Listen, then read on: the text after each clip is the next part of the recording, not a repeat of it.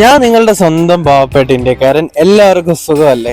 ഒരു സ്ഥലത്ത് പോയി ഫുഡ് കഴിച്ച് അത് എൻജോയ് ചെയ്യുന്നത് പോലെ എനിക്കിഷ്ടമുള്ള മറ്റൊരു കാര്യമാണ് അതേപോലെ വീട്ടിലും ഫുഡ് ഉണ്ടാക്കുന്നത്. കുറെ നാളുകൾക്ക് ശേഷമാണ് ഞാൻ വീട്ടിൽ ഇരുന്ന് ഇങ്ങനെ ഫുഡ് ഉണ്ടാക്കുന്നത്, അതും നല്ല മട്ടന്റെ പോട്ടി ഫ്രൈ. കാണുന്ന പോലെ എളുപ്പമൊന്നുമല്ല സംഭവം. ഒന്ന് ക്ലീൻ ആക്കാൻ ഞാൻ പെട്ട പാട്. സത്യം എനിക്ക് ഓപ്പണായിട്ട് പറയാം, എനിക്കിത് വലിയ പിടിയൊന്നും കിട്ടിയില്ല ആദ്യം ഇത് എങ്ങനെയാ ചെയ്യേണ്ടതെന്ന്. പിന്നെ അച്ഛനും ചേച്ചി എല്ലാം കൂടെ ഹെൽപ്പ് ചെയ്തതിന്റെ ഭാഗമായിട്ടാണ് ഇപ്പോൾ നല്ലൊരു ബോട്ടി ഫ്രൈ ആയിട്ട് കിട്ടിയിരിക്കുന്നത്.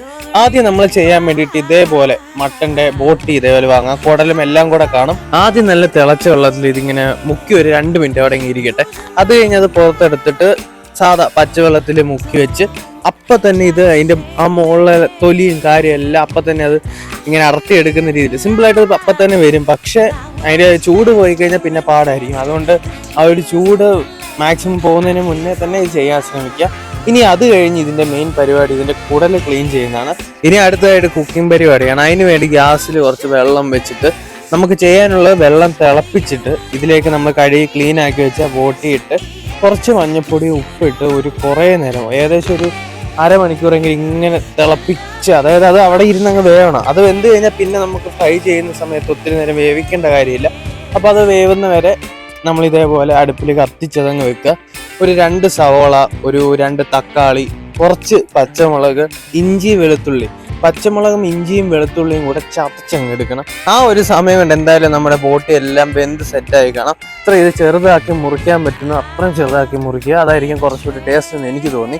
ഇനി നമുക്കിതൊന്ന് കറി വെക്കാനുള്ള പാത്രം എടുത്ത് അതിലേക്ക് കുറച്ച് എണ്ണ ഒഴിച്ചാൽ മതി. കാര്യം ഇതിലൊരു ഇച്ചിരി കൂടെ കൊഴുപ്പും കാര്യമല്ല ഈ കുടലിലാണെങ്കിലും ഈ ഒരു മട്ടൻ്റെ ബോട്ടിയിലും കാര്യത്തിലും എല്ലാം ഉണ്ട്. അപ്പോൾ ഒത്തിരി എണ്ണ ഒഴിക്കേണ്ട കാര്യമില്ല. പിന്നെ നല്ല രീതിയിൽ കുറുകി സെറ്റായി വരുമ്പോൾ അടിപൊളി ടേസ്റ്റാണ്. ഇനി പട്ട, ഗ്രാമ്പു, ബിരിയാണി ഇല, പിന്നെ ഏലക്ക, ഇതൊക്കെ ഉണ്ടല്ലോ, ഈ ഐറ്റംസ് ഒക്കെ ഇട്ട് ജസ്റ്റ് ചൂടാവുമ്പോൾ നമുക്ക് സവോളയും കാര്യം ഇടാം. അതിൻ്റെ ഒരു പച്ചമണം മാറിക്കഴിയുമ്പോൾ നമുക്ക് പൊടി ഐറ്റംസ് ഇടുന്ന ഒരു പരിപാടിയാണ്. അതിനുവേണ്ടി മുളക് പൊടി, മല്ലിപ്പൊടി, പിന്നെ കുരുമുളക് പൊടി, കുറച്ച് മഞ്ഞൾപ്പൊടി, ഉപ്പ് നമുക്ക് അതിൻ്റെ ഒരു ടേസ്റ്റും കാര്യവും നോക്കിയിട്ട് പിന്നെ ചേർത്താൽ മതി. ഇത്രയും പൊടി ഐറ്റംസ് അതിലേക്ക് ഇട്ട് കൊടുക്കുക. പിന്നെ നന്നായി വഴണ്ട് വരുമ്പോൾ ലാസ്റ്റ് നമ്മൾ അരിഞ്ഞു വെച്ച തക്കാളിയും ചേർത്ത് കരിവേപ്പില ഇതിൻ്റെ ഇടയ്ക്ക് ഞാൻ ഇട്ടു, നിങ്ങൾക്കത് ഇഷ്ടമുള്ള സമയത്തിടാം. ലാസ്റ്റ് നമ്മുടെ ബോട്ടി, നമ്മൾ അരിഞ്ഞു വെച്ച ബോട്ടി അതിലേക്ക് ഇട്ട് നല്ല രീതിയിൽ മിക്സ് ചെയ്ത് മസാലയെല്ലാം അതിലങ്ങ് പിടിക്കട്ടെ, സെറ്റായിക്കോളും. എല്ലാം ഇട്ട് അടച്ച് വെച്ചിട്ട് നിങ്ങൾക്ക് വേണമെങ്കിൽ കുറച്ച് വെള്ളം ഒഴിക്കുക, ഒത്തിരി കൂടരുത്. ഇത് നമ്മൾ കറിയല്ല, നല്ല ഫ്രൈ ആ ഒരു രീതിയിൽ എടുക്കുന്ന ഒരു പെരട്ട് പോലെ എടുക്കുന്നതാണ്. അപ്പോൾ അതുകൊണ്ട് ഒത്തിരി വെള്ളമൊന്നും വേണ്ട.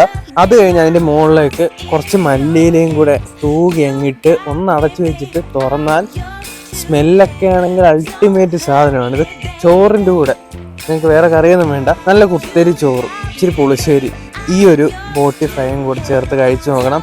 പൊന്ന് സാറേ വേറെ ലെവൽ. എന്തായാലും മറ്റൊരു കിടിലൻ വീഡിയോ ആയിട്ട് നമുക്ക് അടുത്ത് തന്നെ കാണാം. ഞാൻ നിങ്ങളുടെ സ്വന്തം പാവപ്പെട്ട ഇന്ത്യക്കാരൻ സൈനിക.